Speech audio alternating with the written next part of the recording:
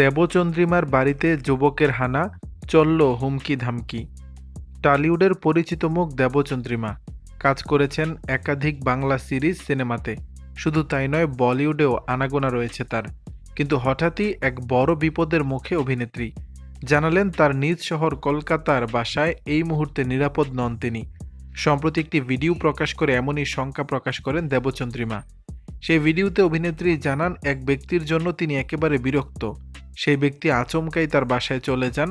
তার যে স্টাইলিস্ট বা যে ডিজাইনারের সঙ্গে অভিনেত্রী অধিকাংশ সময় কাজ করেন তাকে ফোন করে থ্রেট দেন, রীতিমতো উত্ত্যক্ত করেন। তাই এদিন ভিডিও বার্তায় অনুরাগীদের কাছে নিজের আতঙ্কের কথা ভাগ করে নেন অভিনেত্রী দেবচন্দ্রিমা। ঘটনা ব্যাখ্যা করে ভিডিওতে দেবচন্দ্রিমা বলেন, আমি বাধ্য হয়ে এই সিচুয়েশনে এই অবস্থায় ভিডিওটা বানাচ্ছি, কারণ আমি খুব ভয় পেয়ে গেছি।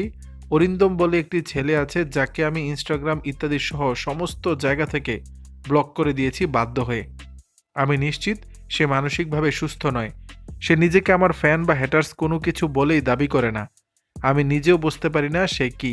সেই ছেলেটি আমার বাড়ি চলে আসে না বলেই দরজা ধাক্কা দিয়ে বলে, আমায় ভেতরে যেতে দাও, দেবচন্দ্রিমার সঙ্গে আমি দেখা করতে চাই। আমি জানি না মানুষের তো সাহস কি করে হয়।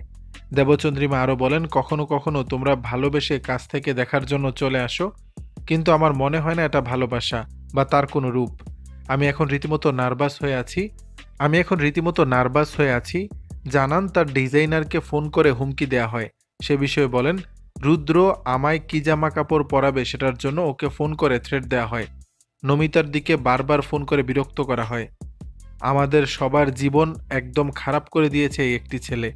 ওর কাছে ভাগ্যবশত আমার নম্বরটা নেই, নইলে বোধহয় এতদিনে অনেক কিছু হয়ে যেত।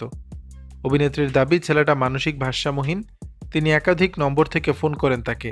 তার কাছে অন্তত 20-25টা নম্বর আছে শুধুমাত্র দেবচন্দ্রিমার কাছে পৌঁছানোর জন্য। অভিনেত্রী জানান, আজ আমি বাধ্য হয়ে ওর সঙ্গে কথা বলি, কল রেকর্ড করি। আমার উপর চিৎকার করতে থাকে। আমি নিরাপত্তাহীনতায় ভুগছি। কলকাতায় আমি এখন একা। পুলিশ কমপ্লেন ইতিমধ্যেই করে দিয়েছি। সে হয়তো কারুবাড়ির ছেলে, সন্তান। আমি চাই না কারো ক্ষতি হোক, কিন্তু এরপর যদি এমন কোনো ঘটনা ঘটে সেটার জন্য আমি দায়ী থাকব না। দর্শক, বিষয়টি নিয়ে আপনাদের মতামত জানাবেন নিচের কমেন্ট বক্সে।